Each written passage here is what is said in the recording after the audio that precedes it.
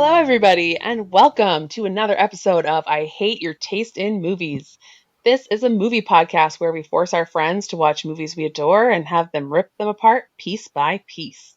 I'm Jackie. I'm Jen. I'm Austin. And today we are reviewing one of Austin's picks. Austin, why don't you tell us about I, Tonya? Yeah, so I, Tonya came out in 2017, so it's a recent favorite. So obviously because it's kind of new, I don't have like a whole big history with it, but I did love figure skating growing up. I didn't do it for very long. I did it for about a year. Wish I had stuck with it, but I was in love with so many figure skaters and a lot of the figure skaters that kind of pop up in this movie. So I just think it's a fun movie. I really liked it. I saw it just after it premiered at TIFF. I think the timing worked out, so it released wide. It had a wide release just after TIFF. Heard about it at the festival. Watched it pretty soon after that, and just really liked it. And neither of you had seen it, so I wanted to ask you before we even get into what you thought the movie was about. I wanted to ask you what you knew about this situation or about Tonya Harding in general before we went into the movie. I mean, I knew what I think everybody knows, that she was a figure skater, but I only knew she was a figure skater because of the drama. I didn't follow figure skating at all. So I just knew that Tonya Harding, I thought in my mind, she actually was the one who hit Nancy Kerrigan with the crowbar. And I remember the classic clip that was on the news of Nancy Kerrigan saying why 8,000 times. But then I don't remember ever following it in any deep way. I didn't know what the outcome was. I didn't know what the consequences were for her or her husband. I definitely didn't know there was someone named Jeff Giloolied, because that's the best name I've ever heard. My first note is Giloolied. But that's it. Yeah. I feel like that's a pretty standard interpretation of it. And they kind of poke fun at that in the movie too, is where people have this like image of Tonya Harding being the one to hit Nancy Kerrigan and everything. What about you, Jen? Yeah, so kind of similar to Jackie. I don't know a whole lot about them aside from this incident. So, I wasn't following figure skating at this time in the 90s, so I didn't know who these people were. But I just remember basically probably from late night jokes about the situation and stuff like Mad Magazine that my brother subscribed to. So I read a lot, and that's kind of how I learned some 90s pop culture. But basically, my memory of it was that they were two figure skaters, and that the way that I remember it, that maybe it was just me internalizing what other people were saying, was that Tonya was the weaker of the two skaters. So she paid her bodyguard to attack Nancy Kerrigan because otherwise Tonya would never win. Interesting. Yeah, I had never heard of the motivation, really. I just, I knew they were rivals and she was taking out the competition, but I didn't think that one was stronger than the other or more likely. It was just she wanted to win and Nancy was a threat. That's all I really knew. And again, you're right. I never based that on anything. All of these are just impressions I have from the time. Yeah, I think we were all pretty young when this was actually happening, so I don't think we were able to follow the news cycle very closely and get all these nitty-gritty details. Well, no, and if so much of it was on like late night jokes, or because she was a punching bag for so long, right? And that's actually one of my first notes is Jeff Giloolied talks about how his name has become a verb to galooly someone. And I was like, I don't think anyone says that. I believe Tonya Harding would be the verb if there was one, to say she's going to Tonya Harding you or something. I feel like that would be more likely to be the verb than to say galooly, just because of the way she was portrayed. And so it's like some people have formed almost like a false memory because we were kind of fed this, not false narrative, but the narrative that was the juiciest and the most likely to bring in viewers. Yeah, I agree with you, because just like Jackie, I had never heard the name Jeff Giloolied before. No. So at that scene where he was like, to galooly someone, my name was a verb. I was like, who are you? What is happening? I also did not realize until after I watched this movie that was Sebastian Stan. I recognized him right away because he is hot. Did not recognize him. That mustache can do wonders to hide someone's face. Young version of him. You can tell for sure. Actually, I have to admit, I didn't recognize him as the old dude, but young Giloolied, I was like, oh, Winter Soldier, come to mama. Yep, didn't notice until after, because I'm perceptive. That's hilarious, because I never recognize actors before Austin. Austin always knows the actors. I'll take it. So I'm assuming that's pretty much what you thought the movie was about. Yeah, I was like, I didn't think it was anything more than just kind of telling the story from Tanya's perspective, which is exactly what it is. And I don't know if this is a fictionalization or not. I didn't know if it was going to be trying to portray it as a true story or if it was going to be completely not based on the true story. So that was mostly my summary. Like, is this going to be factual or not? And I'm still not sure. I know. I've seen the movie and I still don't know. I know. It's so interesting because I think the movie does a really good job of showing that no one is a really reliable narrator. I think it is definitely sympathetic towards Tonya, and I think in recent years the tide really has shifted as we've kind of learned more, and I think a lot people have a lot more of a better understanding and more sympathy for her in general. So the movie definitely portrays her as a more sympathetic character, but it still goes out of its way to show that like she's full of contradictions. And I've kind of spent the weekend in the last couple days going down some deep dives of rabbit holes, watching interviews with her, watching figure skating performances. I read one of the books about her that was written in the late or I guess around the time of the scandal by some Oregonian reporters. I re-listened to the "You're Wrong About" episode on Tonya Harding. I listened to those too, just to get some research in. Yeah, and so I think the movie does do a good job overall at portraying probably pretty close to a true story, as probably as close as we'll get. But still, there's still holes. Like Tonya Harding, she's contradicted herself over the years. She's not a totally reliable narrator. Mm-hmm. And I mean, I couldn't tell going in if this was going to be a comedy or a drama, and it really swings wildly between the two. I couldn't tell. I still don't know.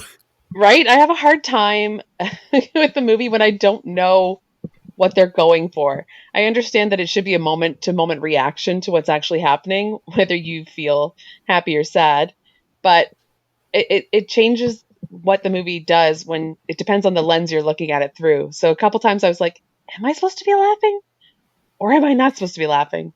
Yeah. So yeah, I mean, that's again her whole story. Is it?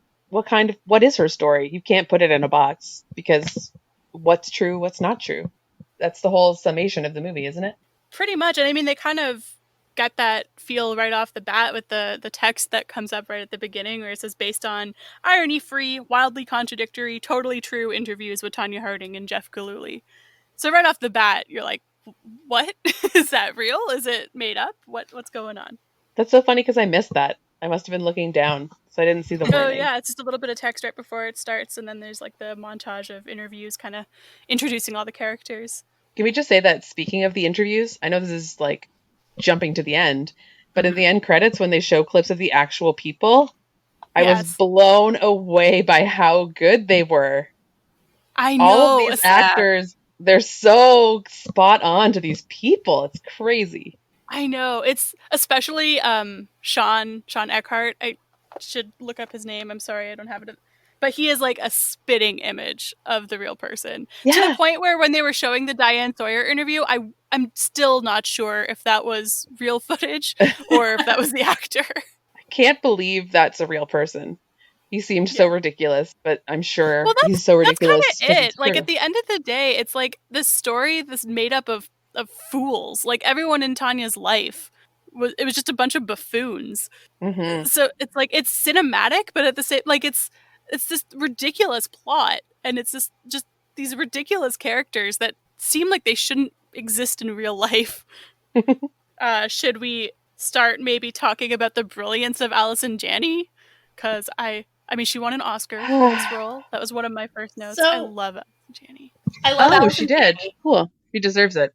I'm actually very surprised she won an Oscar for this role because it's incredibly like one note. She doesn't really do a lot. She's sort of just like, I'm the mean, kind of funny old woman. And that was it. And I was like, that's really what we give Oscars for? Like, it just didn't. I was expecting more from that performance, knowing that she won the Oscar. I can agree with that, but I think it was really, again, I don't know much about actors or acting, but it seemed very nuanced to me in the way that when she would be watching from the television, watching Tonya perform and most of the time succeed, there was a lot going on behind her face, and it was reluctant emotion. So she was masking it seemed. But I definitely know what you're saying. Her character didn't change. She didn't evolve. She didn't grow or have any big emotional climax. But maybe it was just so understated.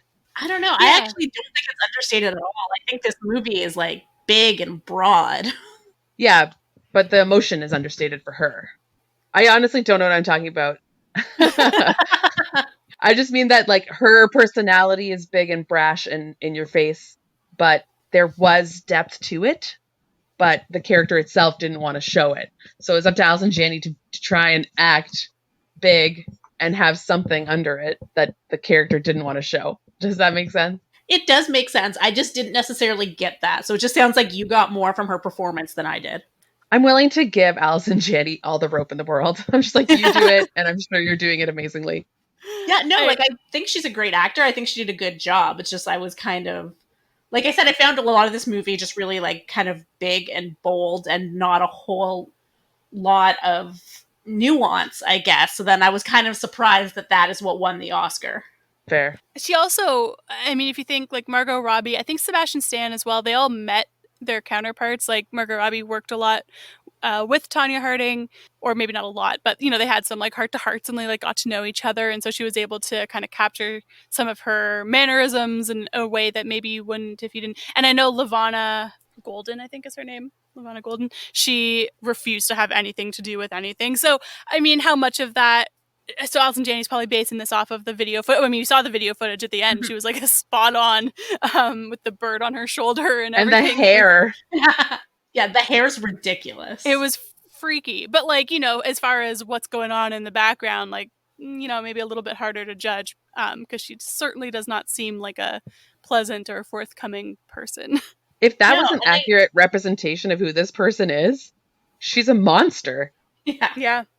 There's always a big pause after I say something and I'm like, oh no, did I say something controversial? No. No, you're fine. I'll be the controversial one. I was going to say, I'm getting the sense that Jen does not like this movie. Yeah, I did not like this movie. I was kind of surprised. I thought I was going to like it. And then when it was started with that mockumentary style, like interviewing them in the future, and like the writing was just really heavy-handed, and I was kind of like, oh no, what am I in for? And then the rest of the movie was just like montages with them doing voiceover telling you what happened next, and I was like, where's the movie? I have to say I hated when they broke the fourth wall. Same. I was going to ask about how you Oh my god. Hated it. And sometimes they did a real weird cinematography thing where they circled the person with the camera. I didn't like that either. It seemed very out of place and weird. I agree with all of that. I think even though the story is so crazy, I feel like it's almost like they didn't have enough material to work with because they were doing so much extra to make up for the fact that they weren't telling the story well. And it just, it annoyed me. I think the acting was all good. I liked all of the actors. I even thought Sebastian Stan did a good job, and I normally hate him. But like, I'm sorry, Jackie, I know you started off by calling him hot. It's okay. You can hate people who are hot. It's acceptable. I also don't find him hot, so he is okay, well, that's a problem. That's where she draws the line. Yeah. That is some fighting words. I'm sorry, but you've seen Captain America, right? Yeah, and I don't think he's good or hot in that. So. All right, podcast over. Goodbye forever. I hate your taste in not hot actors. Damn it. That's a whole different podcast. That's our spinoff. But what do you think about Margot Robbie or Robbie, however you say her name, trying to come across as 15 years old? Yeah, I made a note of that. I also made a note because I was like, how old are they? Because he looked 35. And I was like, okay, how old is he supposed to be? And then they called her 15. And I was like, are they both 15 in this scene? Because no, like she's clearly in like 26. And then he's clearly like 35. I mean, he's quite a bit older than Tonya. I think. Yeah, not that dramatically. I think he's supposed to be 18 in that scene. Oh my gosh. Because later she's talking to him and she's like, what are you doing now that you're done high school? Yeah. Oh, yeah. The only thing that seems like they're teenagers is when they kiss for the first time, and it's so awful. Yeah, I did make a note of the teenage Tonya giving me a laugh. The hair and the braces, and clearly, like, she doesn't know what to do with her mouth with the braces. I don't know if that was a character choice or if that was just Margot Robbie not being able to talk with braces and her Australian accent. But then I Oh also yeah. looked up pictures of Tonya Harding when she was 15, and I mean, it was the 80s. Everyone looked like they were 40, so Yeah, the styling did no one any favors. Like those no, haircuts. like she doesn't look Tragedy. 15 is what like Tonya Harding did not look 15 when she was 15. And Margot Robbie is honestly just beautiful, completely Yeah. drop dead gorgeous. So the fact that they made her look kind of not gorgeous was a really good accomplishment, I think. She kind of looked that kind of dumpy, awkward 80s. Yeah. And yeah, it was well done. They were trying to Charlize Theron her into an Oscar, I feel like, Yes. but didn't exactly work out. But her hair was just honestly it had to be a wig, right? Because if that was her real hair and they destroyed it so badly, you're never coming back from that. It was the size of the moon. It was I hope gigantic. for her sake it was a wig. I think all of her hair in the movie was a wig. I did read that somewhere. Good. Good. Wig Oscar for this movie. But that, I mean, we kind of jumped ahead. I don't know how we want to go through the movie, but that scene where they're talking and it's kind of like they're getting to know each other and they're both kind of awkward and not sure what to do, and they're fixing the car because she's a tomboy and she can work on cars and also figure skate. Like, it was kind of like a sweetness, but then it was Yeah. it's a bummer, right? Because it was such a terrible relationship, and I think it was actually a lot worse than the movie portrays. But it's sad to see, like, oh, kind of what could have been. Like, it was a sweet little moment between them, and then it just devolved so quick. Yeah, I had no idea what was coming. So I was just like, oh, this is cute. Maybe, like, I had no idea they were in a bad relationship. So I'm like, maybe they'll be happy. Maybe he Nancy Kerrigan because he loved her. But no, it was real dark. That Real was, dark. yeah, real they quick. really didn't shy away from showing the domestic violence from all fronts. Her mom, her Also, husband, everybody. yeah, as Austin mentions, it's from what I did of my research, it sounds like the abuse she suffered was actually way worse in real life. So the movie did tone it down quite a bit. Which is crazy to me because he beat the crap out of her and shot at her. And it's hard for me to imagine it being worse, but maybe that's just because I The don't want thing to. that kind of surprised me, it was I was listening to the You're Wrong About podcast, which kind of does a deep dive into the real story of Tonya Harding. And the thing from their marriage that I did not know and was not in this movie that surprised me was he sold a sex tape that he had made without her consent. Like, she didn't know he was filming. And Yeah, on their then, wedding night. yeah, and then he sold it like right before the Olympics. Oh my God. Yeah, so I was Wait, like, that's a horrendous move. And the fact that they left that out to kind of, I don't know why they left that out, but I think that kind of makes him feel a little more sympathetic. Like in that scene of her kind of failing at the Olympics and he's like watching it and kind of feeling sorry for her. You don't feel sorry for her. You just made money off revenge porn. the Olympics where Nancy Kerrigan, that Olympics? Yes, the so it's 94. after the incident. She Oh, is now okay. officially divorced him, and then he releases that tape as She's revenge. Monster. Yeah, that is one thing I wasn't crazy about. The movie is quite sympathetic to him, and I don't think it bothered me as much as I watched it, but then when I was doing more research after, it kind of didn't sit right with me after the fact. Like at the end where he talks about how, he regrets completely ruining her career. As far as I can tell, he never changed his story. He never showed any kind of remorse. He's, moved on. Yeah, As far as I can tell, that's not a real sentiment. yeah, I doubt it. If that's true, I mean, taking the movie out of it, if the abuse and the controlling parts are true, then of course he would never feel remorse. Yeah. He wanted to be in charge. He wanted to be the big man. That's not going to change. That's a Yeah. personality type. The generally accepted story seems to be that he could talk his way out of anything, right? And they sort of touch on it in the movie in the scene where he essentially kidnaps her and then gets pulled over, and he just talks his way out of the situation while there's like blood streaming down her face. I don't know if that specific incident happened, but it sounds like, I mean, she had several restraining orders against him. She was going back, like she divorced him, they broke up, they were kind of off and on, and then you can kind of make the argument that the USFSA kind of wanted her to be with him because they viewed her as more stable. Because it was also like hugely uncommon for a figure skater at that age and at that time to be married, first of all, and then to be divorced would have been even worse. And they're very, image focused. Seriously. So yeah, so it's just messy. And then actually, I did read an article. Maybe now, since we're kind of on the topic, and then we can move past it. But I did read one article. There were obviously a lot of think pieces that came out around the time of this movie, and most of them were fairly positive towards the movie. But one of them was called "For All Its Pleasures, I, Tonya, Can't Skate Around Its Cruel Streak." That was by Madeline Davies on Jezebel. And it just kind of talks about how the movie is kind of inescapably campy, but so is, as we were kind of talking about, so is the subject matter. Not that the abuse part is campy. I don't want to imply that, but just with the kind of buffoons in her life and all this, like it's juicy. But this author argued that the abuse was played for laughs and treated very glib and in a degrading way, and I was just kind of, that's not how I interpreted it. Like, I didn't think that the movie was playing the abuse as funny, but I don't know. Now I'm second guessing myself. I'm not sure I can speak to that because I didn't really think it was funny either. Yeah. I think what made me feel a little uncomfortable was that when she did fight back, I felt like they were trying to make that funny. He would smash her face into something and then she would hit him in the balls.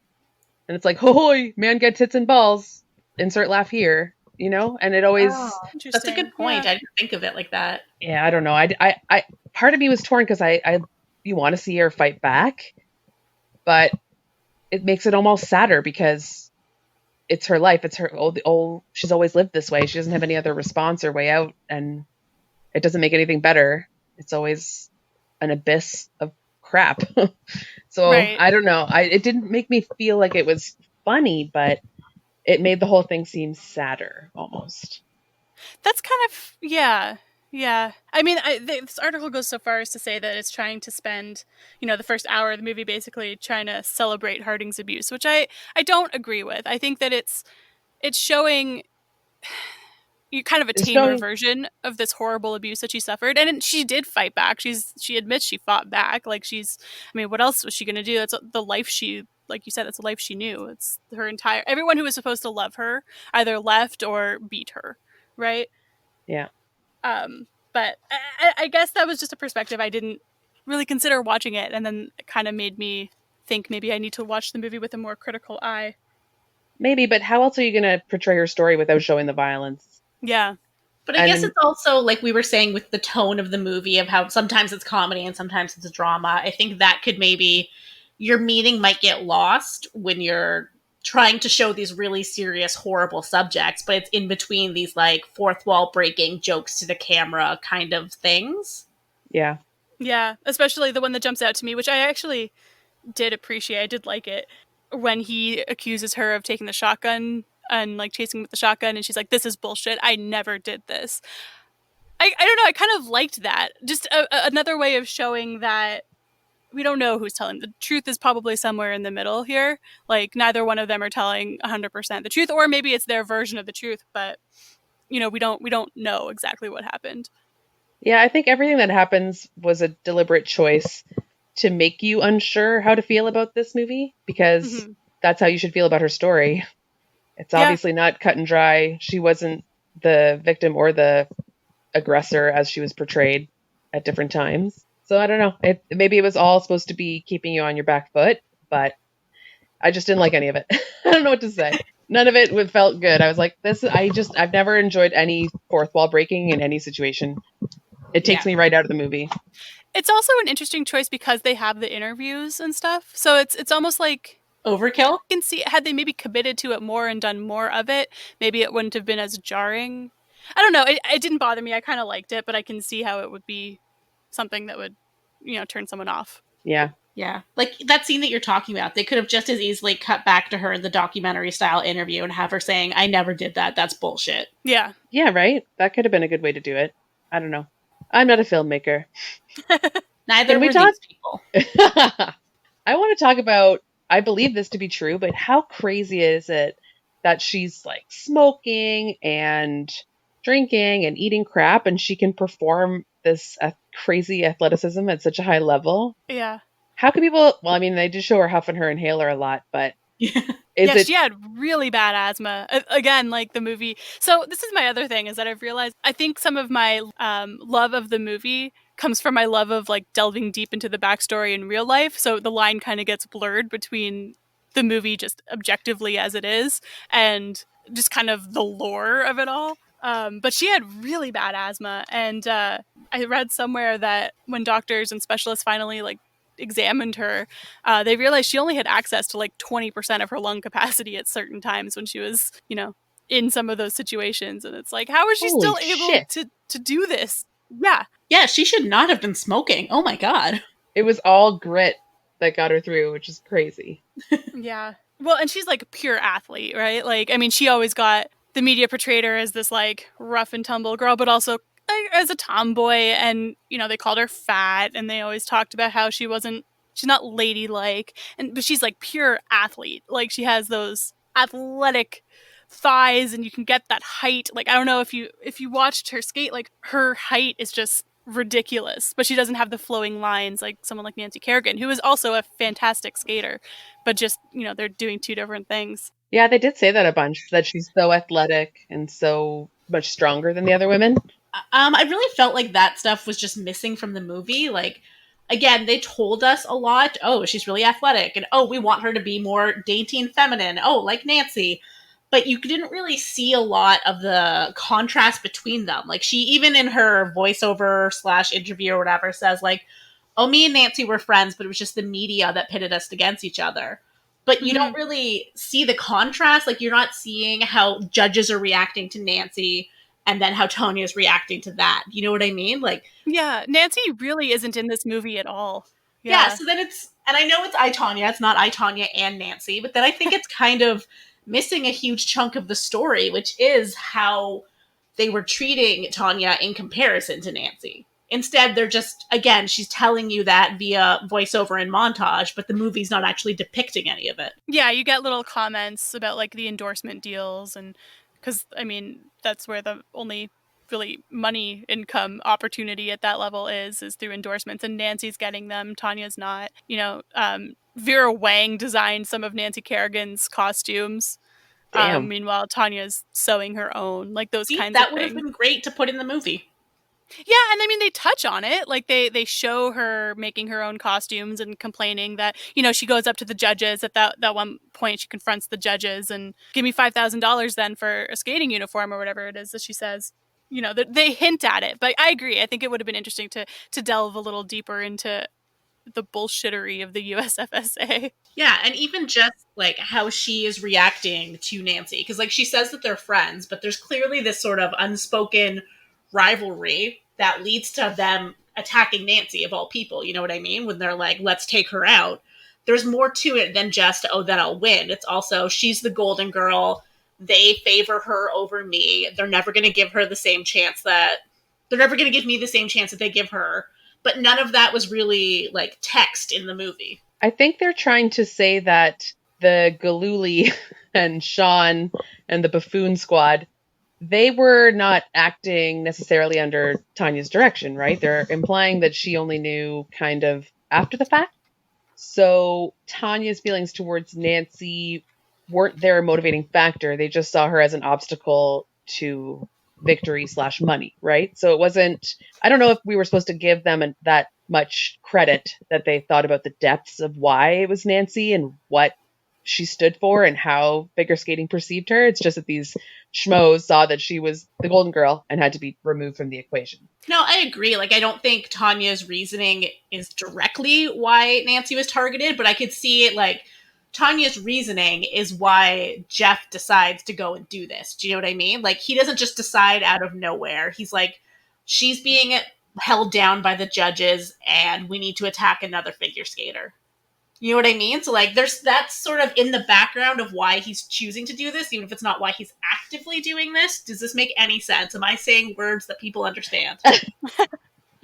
Yeah, you're making sense. Okay. I don't know. Maybe I just don't know how smart they are, right? They don't seem smart at all.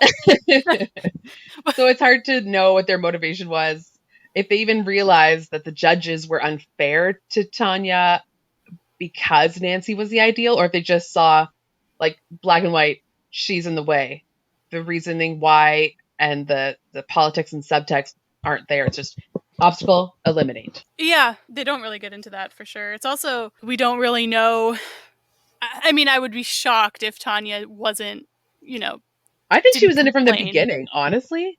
Like, Really? this movie is selling the narrative that she didn't really know and didn't take part, and maybe I'm tainted from what I heard at the time, but I was like, of course she was in on it. I feel like either option is plausible, really. I'd be shocked if she didn't complain about Nancy or complain about the treatment of Nancy, but it's also equally plausible what this movie suggests, that, she found out after the fact and was afraid for her life. And that's what she maintains.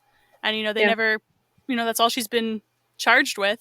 I don't know if the letters actually happened. I can't find any reference to whether the plan was actually to send letters initially. So, from what I found in my research, was that it wasn't. That maybe when they first talked about it, they were like, maybe we could send something.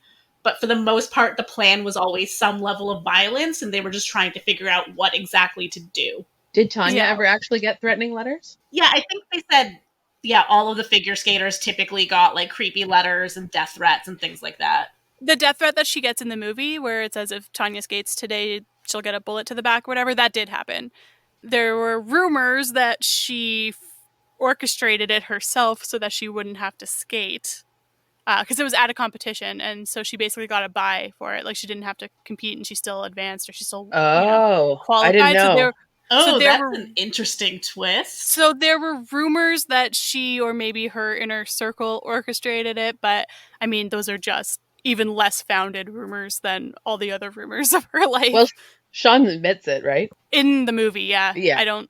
Yeah. We're just giving that a pass. When Sean admits it in the movie, he's sort of like, I did this without you guys knowing. I'm orchestrating all of this. He also says that he, has worked in counterterrorism his whole, Sean talks out of his ass. No, I was just going to say, the movie kind of puts towards that he did it, but they don't give any kind of hint that Tonya was a part of it, whereas I think that would be an interesting way to kind of do the unreliable narrator thing, to be like, well, actually, maybe she was the brains behind it because she might have been behind this. I guess. Yeah, they could have done that. It would have been interesting. But then I think I would have just left even more confused. Yeah. I know I've said this before, but I kind of need a movie to spell out what it wants me to think. Whether I believe it or not, that's up to me, but I need to know what their intent is. What do you want me to do with this information? I don't know. I feel like it was almost trying to be like a crime movie where everyone's a bad guy, but they didn't go hard enough for me. If you were going to be like, do we believe Tonya or not? I wanted a little more gray area, whereas this movie, I think it's because it's from Tanya's point of view. It's more like, well, of course I didn't. And then it's kind of just left there. I guess. I mean, I didn't get that from it. I do see it as having, it definitely is more sympathetic to her, but I don't think it's black and white with the she definitely had nothing to do with it. I don't think she did have anything to do with it, but I don't think the movie necessarily says that. I think they do establish enough of the contradictions in her story and Jeff's story. I think they established that enough, for me anyway, that it does leave room for interpretation, but just gives you a little bit more context, I guess. I find it hard to believe that you don't think she had a part of it. She's given her whole life for this. She's been so focused. She's shown that she's a fighter and she's willing to do anything for her goal. And Nancy Kerrigan was standing in the way. It seems completely believable to me that she was the instigator. Yeah, it isn't to me. I don't know. It just doesn't seem... I mean, it's not...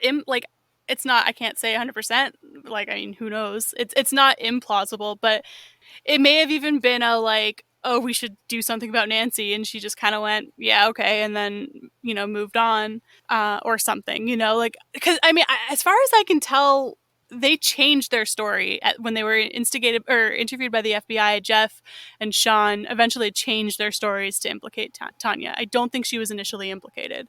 You know what I could also see would be her planting the idea to Jeff Giloolied or Sean, because they're dumb as a couple of bricks, and manipulating them into doing it without them even realizing that that's what she was doing. See, if the movie had done that, I would have been totally on board. If she's like, well, I didn't give them my idea. They came up with it on their own, but secretly she'd been hinting. I guess that's where this movie, could falter a little bit in the sense of like, how much are you going, this is a biography, versus this is what happened, or, versus this is this like cinematic version of what happened, because it's maybe not as exciting as we think it is, right? Like, if she had nothing to do with it, then there's no movie there. So like, what would they be showing? You know what I mean? Like, it's just kind of this weird, you have to make it cinematic. So you have to make it, but then that clouds what we think happened even more than it already is. Like, who the fuck knows at this point? No, but I think this movie in particular, like we were saying, like they were trying to do, like you said at the beginning, where they're like based on these crazy interviews, and they're trying to show you both versions of a story. So I think if they were going to do that, I would have liked if they had gone a little further into that and kind of showed, even if they did like, oh, you guys haven't seen Clue, because even if they did like a Clue thing where they show you all the different endings, they show all the different ways the planning could have gone down. Yeah, that would have been really cool, actually.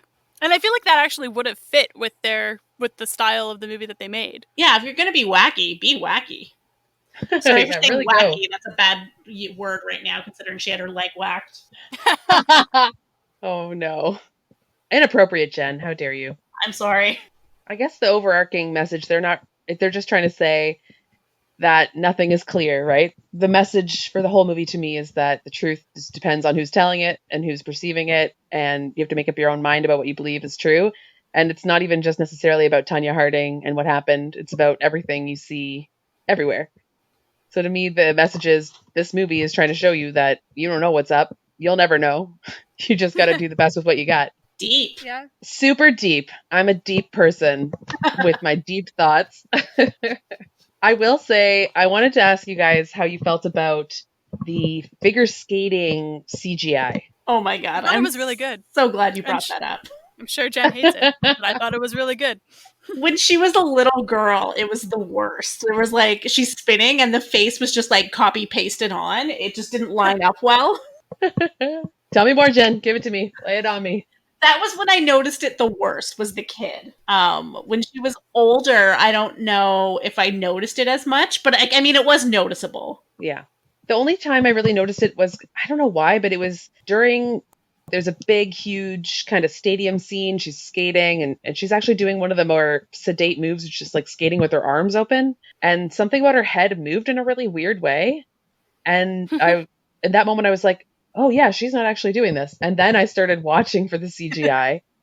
And I actually have to agree with Austin. It only struck me once or twice that it was bad. But overall, for the things they were doing and sticking her head on that body that was doing that, I thought it was really well done. Yeah, I agree, especially with the triple axel, which we should probably talk about.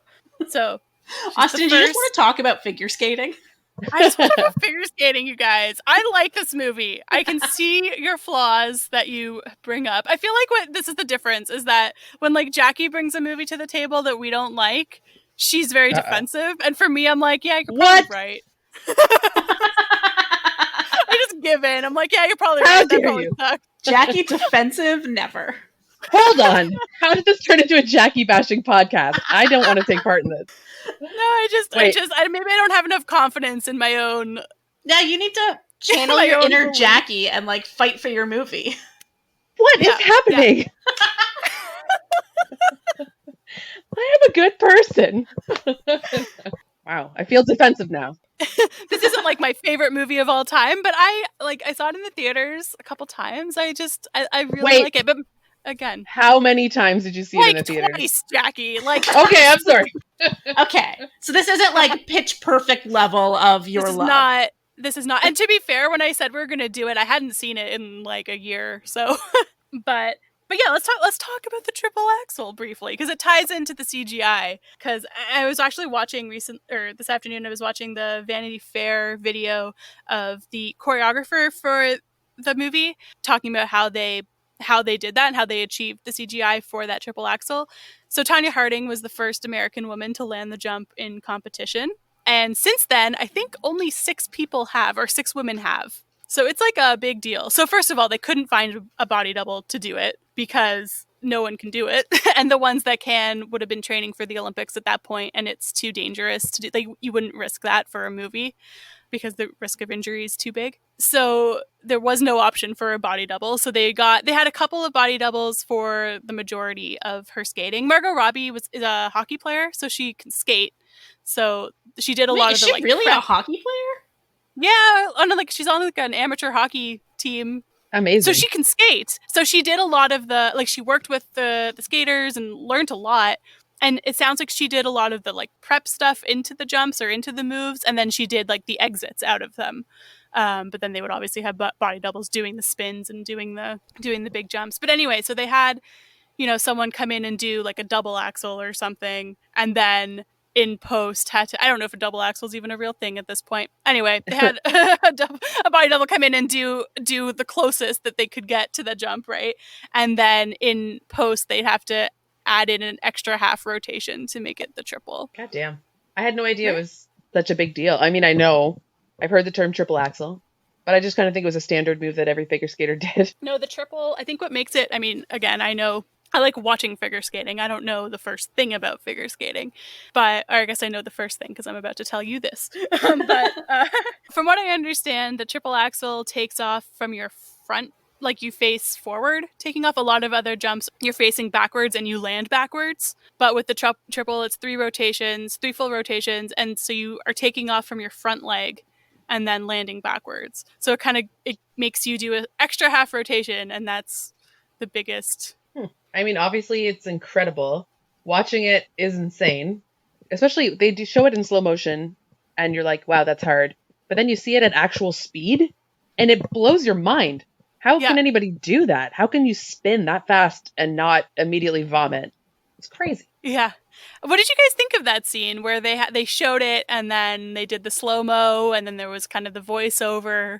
I really like that scene. I think it was heartwarming to me. I really liked it too. And I love when they show her coming out of it. And I loved when they showed Tonya Harding and that like friggin' look of absolute triumph and happiness. It's heartwarming for sure. You're like, she fucking did it. She did it. Can't take that away from her. Yeah, and I think she says that essentially, right? Like at one moment in time, she was the best at something. Yeah, the best in the world. I remember that too.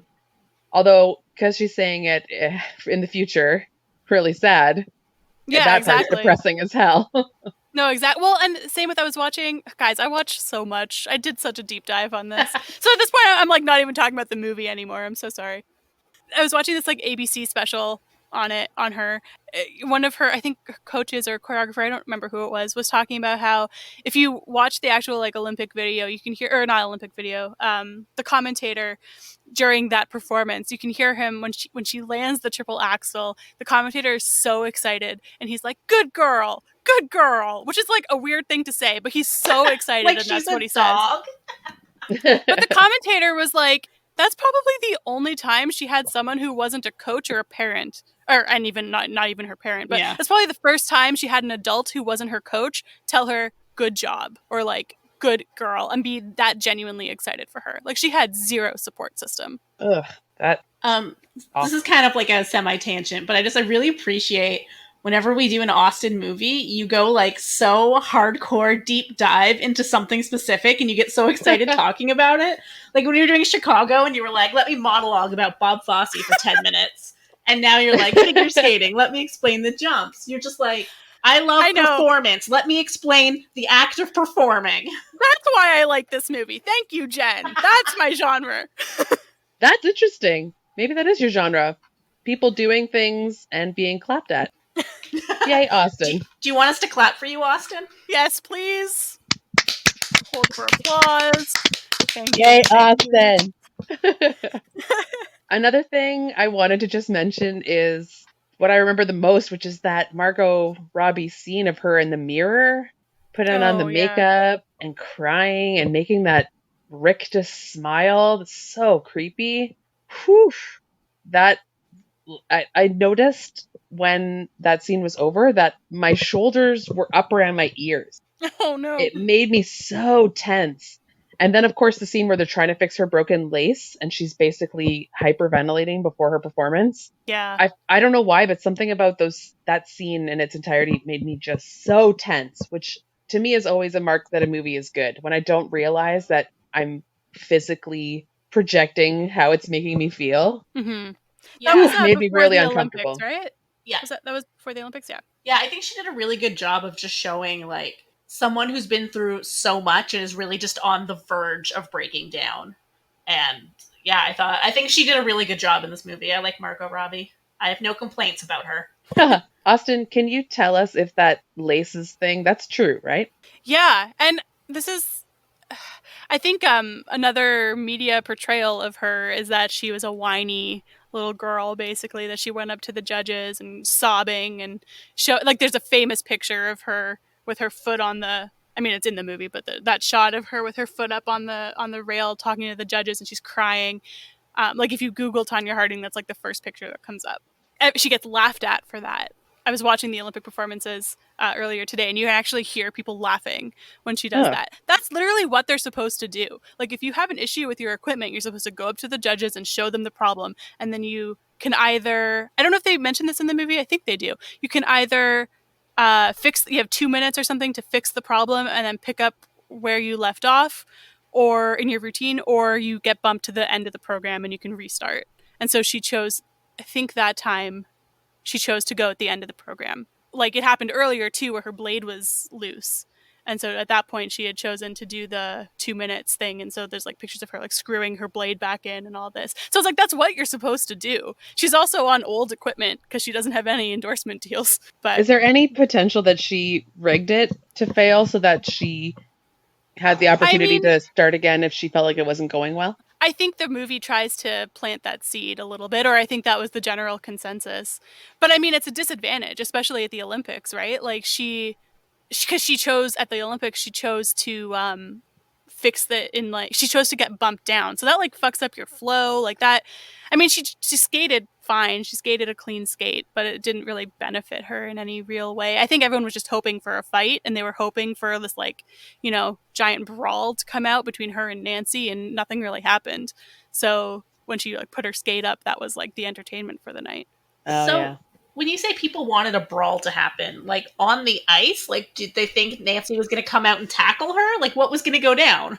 I think that's what people wanted. I think people want so the 1994 women's was it the long program? No, short program. The ladies short program at the 1994 Olympics was the 5th most watched TV broadcast of all time at the time. Wow. People wanted to see, I don't know, bloodshed. I don't know what they wanted, but it was I just bet this like they were just iconic thing. expecting a confrontation, like a verbal Yeah. showdown. I don't think they expected anyone to actually be violent or actually try to fight. It was just going to be words and gestures like what's and going to drama. happen. Yeah. Yeah. Because it was the first time they were on the ice together. I just wonder if she kind of messed with her lace, started her skate, realized she wasn't doing very well, and then decided that it was broken enough to need the judge's attention. Like maybe she didn't really like her first jump and then was like, well, I'd like to start this again. So, oh no, my lace is broken. I mean, it's possible. I mean, who knows, anything's right? possible, yeah. Sorry, would it be possible if that happened and she went to the judges and they said, no, continue your skate? Like, is that an option? I don't know. I would imagine that she was able to prove something to them, right? Like I would imagine she was able to say, this is happening, I need this, or she was kind of hysterical at that point, but probably was able to convince them or like show them something. So I would imagine that they acknowledged an issue of some kind. That is an interesting point though. Can they deny your request? No matter who you are, I guess they could say that's not a big enough problem, go back, keep going. I guess. I don't know. Yeah, you're like, well, I have a splinter in my finger. They're like, shut up, keep going. Yeah. Yeah, I go over to the judges and I'm like, sorry, I have a headache, so I'm going to have to do this over again. They're like, you get a bye. I hope your head feels better. I just don't really see how breaking up your routine like that would be in any way beneficial to her. You know what I mean? Yeah, that's fair. I didn't know that happened. So when she broke down in the middle of her routine and started sobbing, I was shocked. I was thinking, is this what actually happened? She blew it so emotionally, spectacularly, and just, runs off the ice, and that's the end of her career? So I was really shocked. I'm like, oh no, is this the end of the entire movie? Yeah. But at least she got to start again.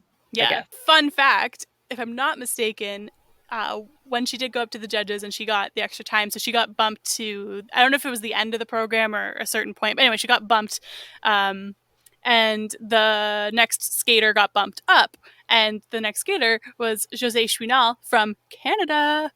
Yay! I loved her so much when I was a kid. Did she do a good job? I don't think she did a bad job. She definitely. I don't know where she placed, to be honest, but I loved her as a kid. I thought she was so cool, and so was Oksana Bayul, the girl from Ukraine who ended up placing first and getting the gold medal. I loved her as well as a kid. I did not realize she was so friggin' young, because when you're a kid, everyone seems so old. But she was like a 15-year-old orphan from Ukraine, and she was not expected to win. Yeah, I'd watch a movie about her. I bet her story is crazy. Right? I am impressed. I mean, I always get impressed when you see something you just take for granted. I'm like, yeah, people figure skate, whatever. But it's crazy what they can accomplish. Right? It's shocking that I'm so bad at skating, you guys. I literally am like a drunken child on skates. I can't do it. I don't really enjoy it. But to see how fast they can go and how high they can go, and the spins, even the spins, just they're baffling. It's boggling. I know.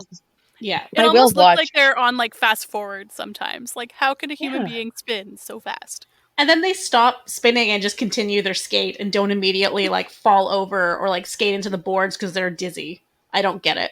It's or just incredible. Immediately vomit. Yeah. So Jackie, if we go skating, do we need to get you one of those little like walker things? Oh, I'll take one of those. I'm terrible at skating. And a helmet, knee pads, elbow pads. Aww.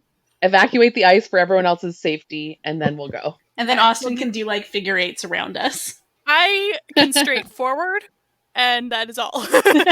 I used to be able to do a bunny hop. That was exciting. It was like, you're in an arena, and then you come up to the blue line, and then you just hop over the blue line. That was the extent of my tricks. No, I did not know that was a thing. I mean, you're like a 6-year-old in figure skating classes. So you actually took figure skating classes? I did for like a year. Oh. When I was like maybe 6 or 7. I wish I had stuck with it, to be honest. That's like, I mean, it's over dramatic to say that's one of my biggest regrets, but I do regret not sticking with it because I wish I was better at skating. And I just love watching figure skating so much. Did you know this about me? Is this a new, am I revealing more? This is new. Weird facts about me?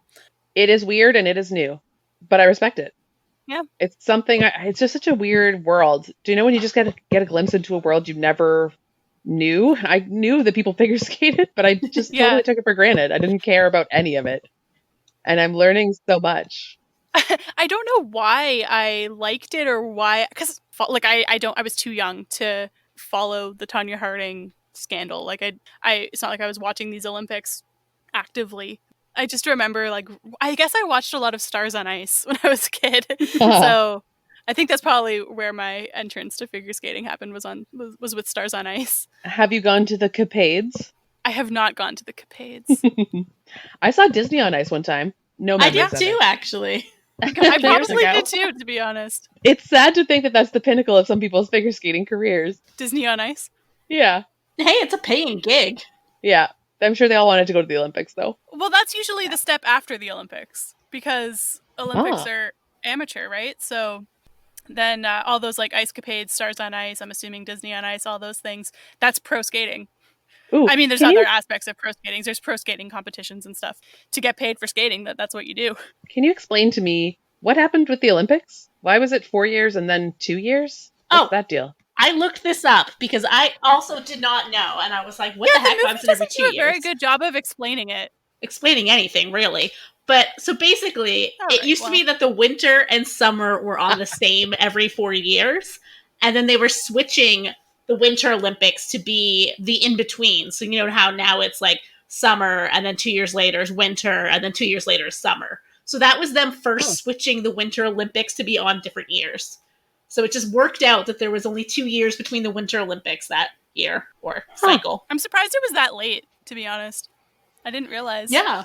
I did not know that was a thing at all. So when I was looking it up, I was like, oh, that makes sense. But I wish the movie gave any hint, because I was just like, wait, why the fuck did they move the Olympics? Like, why is no one talking about this? Yeah, they didn't explain that. I was just wondering if I'd missed something, but I mean, she just kind of, her coach, Diane Rawlinson, just kind of was like, so the Olympics are in 2 years. Train? Let's do it. I have to say, the scene where she gets sentenced is heartbreaking. Yeah, it made me cry a little bit. I'm sure Jen was an unfeeling monster and had no emotion to it. I mean, I didn't cry either. Just so you know, Austin, you're alone in tears. But I expect nothing less, but it was touching and so unfair. That was right? a real harsh punishment. If like she said, her only conviction was obstruction of justice. Yeah, hindering prosecution. Yeah, and then they take her entire life away from her. That's so cold. She doesn't have an education. She doesn't, like, she says it, right? Like, she has no education. She doesn't have any other skills. I mean, she does have other skills, but like, skating's been her life since she was 3 years old.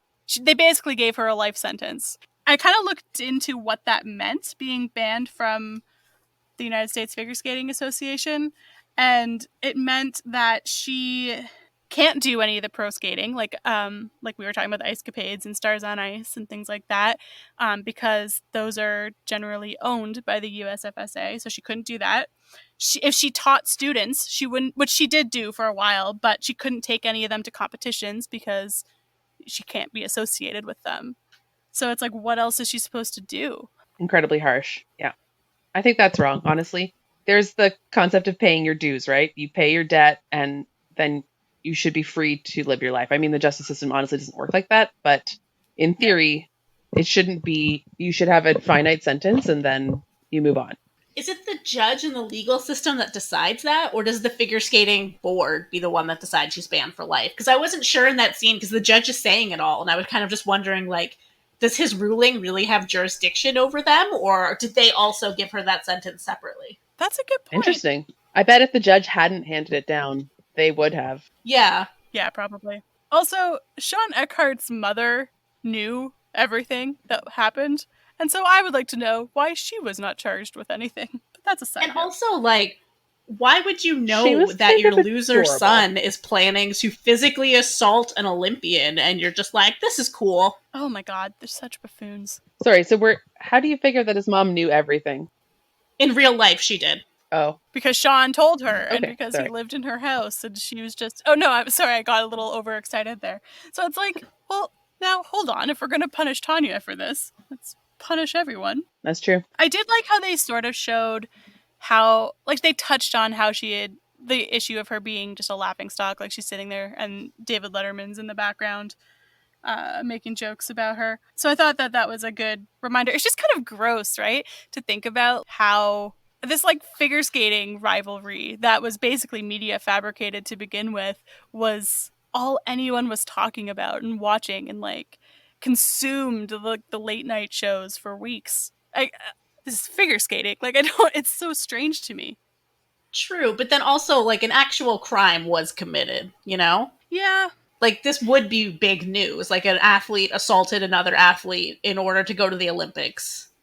That's kind of a big deal. That's true, but why would they be making fun of, even if it was supposedly even if she was more involved than right she says she is, why is she a punching bag like that? It's just odd to me. I mean, yeah, I think that's just how late night hosts work. They just, whatever's in the news the day, they make jokes about. Yeah, I was like, I'm not defending Letterman, don't worry. But I think that's just the way it works. Doesn't the news guy even say it, that this was the start of the 24-hour news cycle and they needed something to fill the air? Yeah. So they would flatten her tires to get her to come out of the house? Isn't that ridiculous? So easy to believe, though. I'm sure they do that all the time. We've had 2 movies that came out in 1994 and were arguably set in 1994, and then this one takes place in 1994. I have nothing to contribute to that. I just think it's funny. Huh. Isn't that the year you were born? No! No, it was not. She's so mad. I'm still laughing. 3. This podcast is now called I Hate 1994. Austin is a baby. There were a couple of moments that just really struck a chord or really made me sad, and maybe I'm just overly sympathetic at this point to Tonya Harding, but I think she's paid her dues at this point, honestly. And there's the part at the very end in the credits where they have the text coming up again, and it says, it's like telling you kind of where she is now, and she says she wants everyone to know she's a good mother, and that just really made me sad. It's like she shouldn't have to prove, or like she has to keep defending herself that way. And even earlier on, when just after the triple axel, when she's talking about that moment where she was the best at something in the world, you know, she gets emotional and she says, sorry, no one really asked me about that anymore. And, you know, it's just kind of sad that, like, she did this really amazing thing and her life is completely overshadowed by this jackass of a husband. Totally. And her monster of a mother. I Hmm. thought Yep. that line saying she wants everyone to know she's a good mother was just because we showed how bad Lavana was at being a mother. So she's like, even though you've Yeah. spent 2 hours watching my mother be the worst, I didn't follow that cycle and I broke free. Yeah, that's how I That's good. That's more took that line optimistic. I like too. that. Okay, that's good. Maybe I took it a little too depressingly. God, her mother, though, can you believe she tried to record her confessing to having a part in the Ugh. planning? After all this, I'm proud of you, I love you. It's like the first time she's ever heard these words and it was Yeah. all a lie. Yeah. Damn. But I bet Lavana, you're a psycho. Lavana was offered good money if she can get that tape. Like, they probably were like, if you get her saying it, like, the press will give you millions. True. But does that justify it? Well, no, I mean, she's a monster, but I'm just saying she was going to be a Yeah. monster anyway. She was just ready to make some money off it. Fair. She never lied about who she was. Exactly. She was like, I'm your horrible bitch of a mother. Now, please incriminate yourself in a crime. Also, Nancy Kerrigan, just tell me what happened, Austin. She got smashed in the knee. How long was it before she healed and was in the Olympics? Like a few days. The Olympics were a So month later. it wasn't that bad an injury. They missed Uh, her knee and just kind of hit her thigh. So they bruised her thigh. Like a bad oh, bruise. Like it took her like a couple, like she couldn't skate immediately kind of thing. But the Olympics were a month away, I think. wow. So they really Giloolied that up. Please tell me we're making that a thing. I'm going to make it Fuck a thing something now. up, you Giloolied them. Gilooli it, but no one's going to understand it. They'll be like, are you speaking gibberish? This is going to be our merch, guys. We're going to have sweatshirts that say we Galoolied it up. I'd buy Love one it. because I Gilooli it up all the time. Well, that's all I have to say about Itanya, I think. I think so too. I think that's all I got. One other thing, sorry, did he actually shoot her in the face? She says yes, to the point where I don't think he straight up shot her. I think he shot at the ground and she got hit with debris.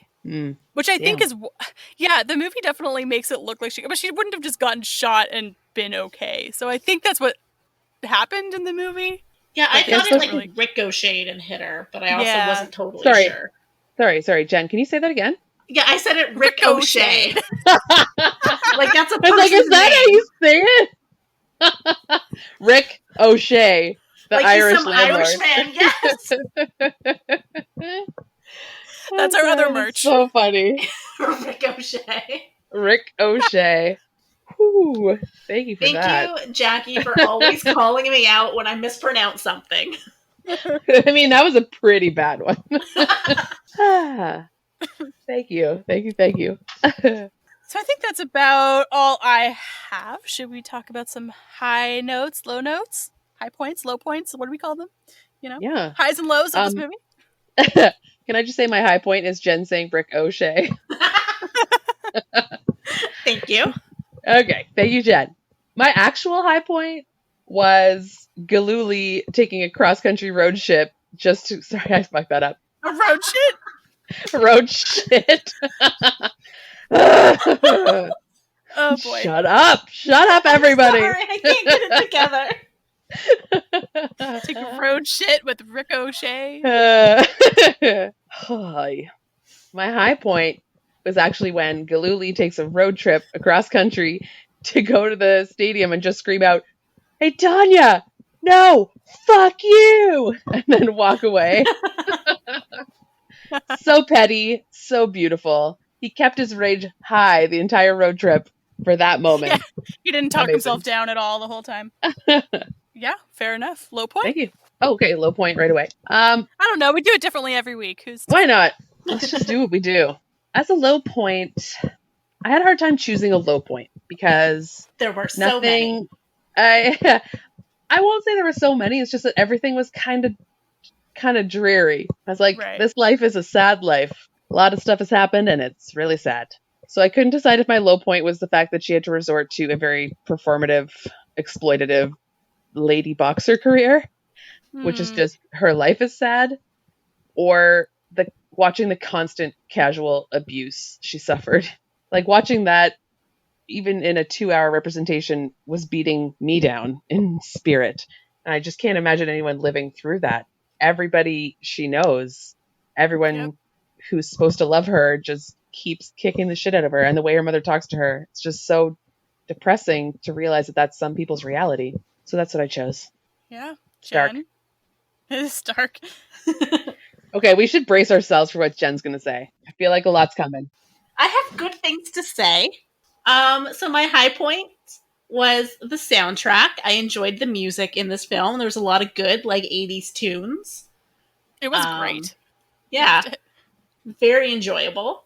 I liked a lot of the performances. I think Margot Robbie did a great job. I was happy with her. So those will be my high points. And then my low points, I'm going to just say that I really thought the movie was pretty heavy handed, especially in its treatment of the media. Like, their lines were just so, like, too on the nose. Like, when she's looking right at the camera and she's like, it's you're the ones that abused me. And, like, my eyes rolled out of my head.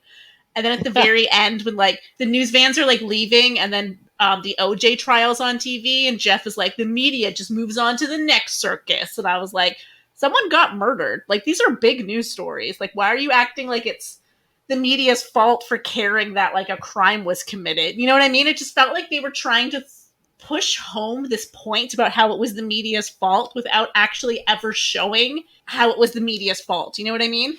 I do, and especially because I think you could make an argument that, not that it was the media's fault, but that the media handled this whole thing very, very badly.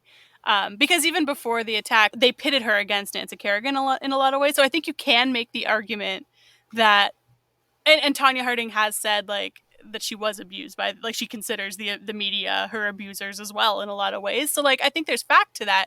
But yeah, they could have maybe approached that in a less heavy-handed way. Yeah. And they barely showed the media's treatment of her, as far as I remember in the movie. Yeah, exactly. Oh, I also hated the line that the guy from Hard Copy says at the beginning, where he was like, we were the trashy news organization, and then all the classy ones became just like us. And I was like, okay, this is overwritten. This movie has issues. So basically, yeah, that stuff was all I just found very heavy-handed and poorly done. So that's my low points. That's fair. But you have a different perspective, right? Yeah. Because you know media, you know how it works. So it's very interesting to hear that, because that never even entered my brain. I was like, blip, that passed over my head completely. Yeah, and, like, I do agree, like Austin said, the media did play a role. I'm not being like, the media is perfect, how dare you? Like, I know it's not, but I just don't think the movie really showed what the media was doing for the most part, and then just threw in a couple lines where she's like, you're my abuser, and I was like, oh, that's so bad. Yeah, the context is missing for sure. I can agree with that. It's similar to how we were talking about earlier, how like they didn't really talk about Nancy at all. And, that was a choice. And, like, that was the choice they went with. Fine. But there's an interesting story there. And I think some of what maybe could have been was lost because they chose not to show it, kind of in a similar way to the media aspects of it, if that makes sense. Yeah, and I just think those are important parts of the story that by leaving out of the movie, you're not giving us the full picture of what happened. I think that my high point was, is it, like, really shallow to just say the skating? Like, I liked watching the routines, and I liked the costumes, and I liked the soundtrack. I liked the performative aspects of it, and I called back to something that I have a vague interest in and led me down some rabbit holes. I don't know if you guys do that with movies that are maybe based on a true story that you really like, or even movies that aren't based on a true story that just really jump out at you, that it leads to some fun research after the fact. And I think that might tie into a high point for me. But yeah, I think Margot Robbie in general is the high point for me. She was fantastic. I think she did a really good job. I think everyone, like you said earlier, like, everyone looks friggin' spitting images. So I think that's my high point. I think my low point is how sympathetic the movie was towards Jeff Giloolied. Not that he was entirely sympathetic. They still showed him as an asshole and as an abusive jerk. And, but I think they did glaze over a lot of that, which may have been what that article that I referenced at the beginning was sort of getting at, talking about how they sort of made light of her abuse. I think there's definitely an argument to be made there. And I don't like that at the end, he was like, he really, took ownership of it and expressed his regret and all that. And, like, I want to say that I hope that was real. I don't know. I think I didn't love that. And I think that's it. Sorry, I was just going to say, it is interesting as a person who knew nothing about it and didn't do any research after the fact, because I am lazy. I was feeling pretty sympathetic toward him. I'm like, oh, that's a poor dude. His situation got out of control, but no, he's a piece of crap. Yeah, and I He think the ruined her movie career for real and her life. played him more stupid than evil. You know what I mean? Like they just kind of was like, Yeah. oh, he's an idiot, and he had this dumb idea, and then it got out of control, and poor guy. Where instead he was just a lot more of a jerk. I'm so sorry. Something just popped into my head that I had to ask you guys about. Yes. So I think I glanced away from the screen, so I want someone to explain this to me. But after Derek clubs Nancy Kerrigan, headbutts the window to escape the building, Yeah. does he just tackle a random old man who's walking down the street? Yeah. Yes. Was there a reason for that? I thought maybe the guy was trying to stop him, but he just tackles him from behind for no reason. I read somewhere that he did knock someone over as he was escaping.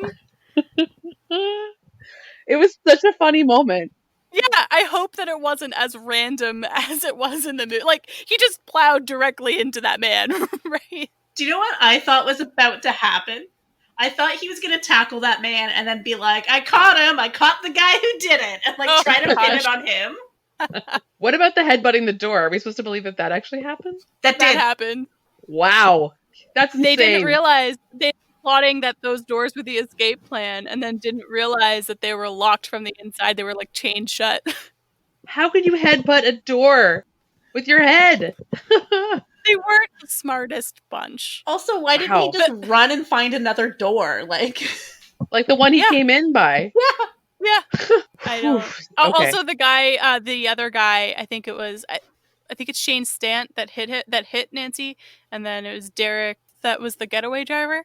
But Hmm. like, he really did stake out the place by like moving his car. I think it was every 30 minutes, not every 15 minutes, like the movie said. But he did that for like a weekend. It was just moving his car every half an hour. It's like, way to draw attention to yourself. Oh, I also really enjoyed the moment when he got arrested and the cop was like, next time you pull off a hit, son, don't put it on Visa. Ho, ho, ho, ho, ho. oh, is that a segue into the quotes? I guess it is. Jackie, take it away. Is it quote time? Quotes, quotes, quotes. Here we go. Wow. A lot of the quotes I originally wrote down were just Lavana being a huge bitch to everybody. And I don't think I need to really say those. She's a huge bitch. She swears all the time. It's amazing. I did enjoy when Tonya, right in the beginning, she talks about how the judges want you to be this old-timey version of what a woman is supposed to be. Mm-hmm. And I was like, very spot on. Clearly, that's still a problem in figure skating. It's this fake, it's almost like ballet where you're expecting these people to do these incredibly athletic, hard to do things, but also be slim and graceful and no hint of that it's a challenge. Right. I don't really respect that part of any sport. It's hard. You should be able to grimace a little. Okay. That's about it. Yeah. It's a good point. I really enjoyed when Lavana asked them to their face if they had fucked yet. Holy crap, is that awkward. And I also really liked the one Lavana quote I liked, was when she goes, Marion, the first idiot who calls you pretty. You fuck dumb. You don't marry dumb. That is Lavana. wise words. Right? The one thing you said, that's not the worst. In terms of other quotes, I do also like, okay, so my quotes are all Lavana. I take it back. I didn't change that. They are all Lavana. She calls him fucking mustache all the time. Oh, yeah. And I like when, I can't remember who says it to Sean. I think it's Giloolied says it to Sean. He goes, you're sweating an awful lot, even for you. And then the classic, I really didn't know if I was supposed to laugh at this or feel an emotional response. But he says, Tonya, what am I supposed to do? And she goes, I really think that you should just kill yourself. And I was like, damn, Tonya, that's cold. Oh, yeah. And that's about it. Tanya's monologue at the end about America and the truth was pretty good, but I didn't write it down. So those are your quotes. Quotes. What's next? Me? Trivia? Yeah, do you have a numbers game for us? Like how many dead bodies or how many jumps? Yeah, what's the body count on this, you guys? 1 kneecap. Right? Yeah. No, it's 1 upper thigh bruise. No, sorry. Yep. We don't really have any numbers. I'm sorry. There's not a whole lot of guessing involved in this one. Let's see. What have I got? So the budget was $11 million. It made $53.9 million in overall box office. I talked about how only... I've seen different numbers. I should have looked it up. 6 women have done the triple axel since Tonya in competition. So Tonya Harding was really forthcoming in interviews for this, and she kind of always, or she has been in the last handful of years. And she said she felt that she had nothing else to lose. So, just kind of adding more sad fuel to the sad fire on that. And then what else have I got? Margot Robbie's Best Actress Oscar nomination was the only one from a movie that wasn't nominated for Best Picture. Is this a good guessing game? Do you want to try to guess who else was nominated for Oscars that year for Best Actress? Jen, maybe? Ooh. Okay, I can do this. This is 2017. So the 2018 Oscars. Okay, so I believe that year was Margot Robbie for I, Tonya, obviously. Saoirse Ronan for Lady Bird. Yep. I forget the actress's name from The Shape of Water. Yep, Sally Hawkins. Sally Hawkins, that's it. I was going to say Sally Field, but that was the wrong Sally. Okay, now is where I'm in trouble. Who else was nominated that year? Who won that year? Two very big names. Oh, Frances McDormand for 3 Billboards Outside Ebbing, Missouri. Yep. Yeah, Damn. She's the one that won. Oof. And you said it's a big name? Yep. Arguably the biggest. For Best Actress in 2017. Meryl Streep. Yep. Wow. What? Look at me. The Post. Oh, The Post. Okay. All right, I got 4 out of 5. I'll take that. Holy Jen, you crap. got 1. Very Jen. impressive. No, Jen, that's so impressive. I couldn't have named any of those people with a gun to my head, for real. Well done, that was you. very impressive. What else have I got here? Oh, Tonya Harding said that she really liked this movie overall. She told Margot Robbie that she wished whenever she confronted the judges that one time that she had said, "Suck my dick."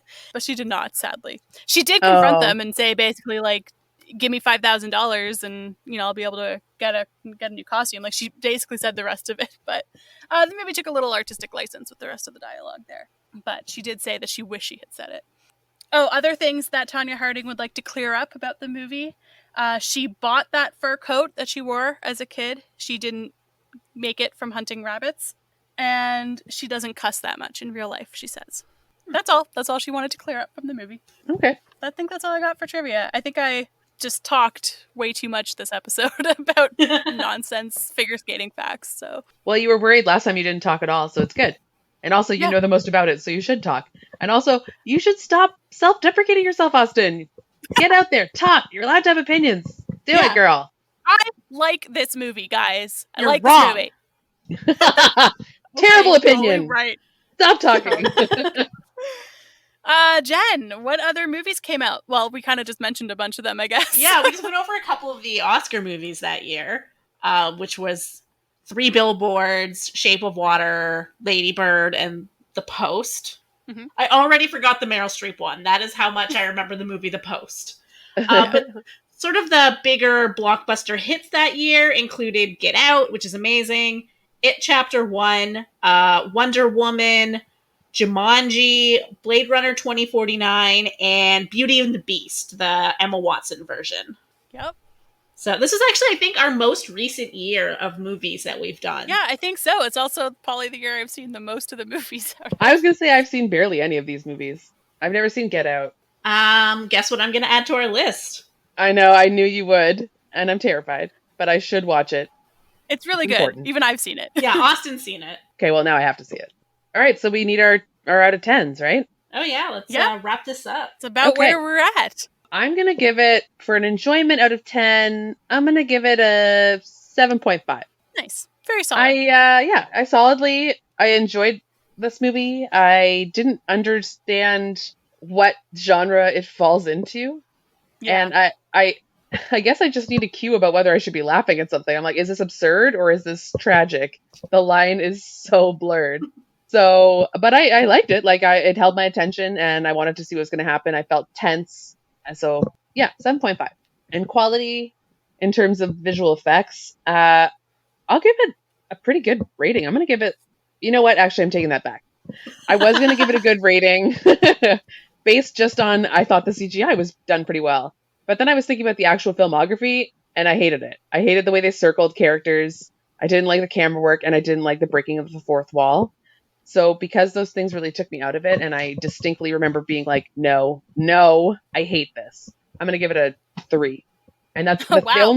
only get that much because of CGI. But the entire way they decided to film it, I did not like. Interesting. Yeah. Should I go? No, Jen, go, because mine will be happier than yours. Okay, yeah, we'll end on a high note.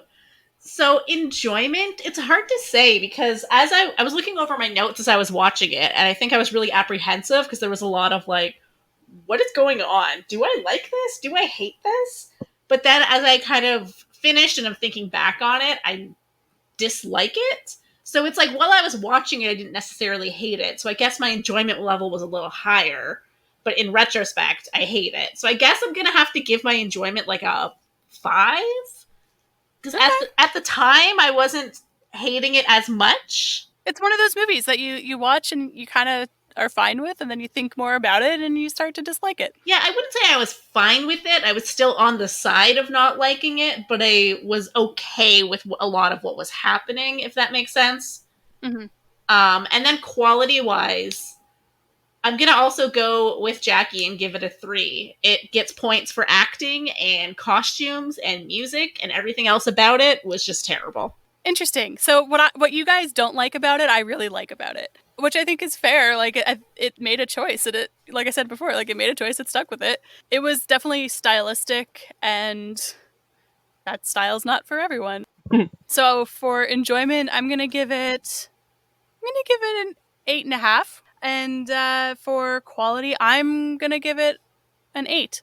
I really like the fourth wall breaking. I like the quick edits. I like the soundtrack. I like the way everything is done. I like how it leaves everything up for interpretation. I think it suits the story. I think it suits Tonya Harding's life in some ways, and kind of the media circus or just the general circus of her life. I think the tone of the movie suits, and I like that she kind of got a redemption story a little bit. That's fair. Yeah. Boom.